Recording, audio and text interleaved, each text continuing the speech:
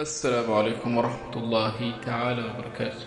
dhammaan dadka dhegeystanaya friendska ugu xiran kulligiina gawar iyo wiilba waa idin wada salaamay. caafimaad ayaan idin rajaynaya. waxaan rabaa inaan ka hadlo xagga iyo nafsada. nafsadu waa shay muhiim ah. haddana nafsada waxa adiga aad jeclaysid bay mar walba ay tabaysaa. haddaad wax marka aad ka reebtidna nafsada way ku qanacaysaa. oo ninka gabyaaga wuxuu leeyahay والنفس راغبة إذا رغبتها وإذا ترد إلى قليل تقنع. oo nafsadu waa mid wax doonaysa oo jecel weeye. إذا رغبتها markaad wax jeclaysiisid waa mid marka iska doonaysa oo iska rabto mar walba.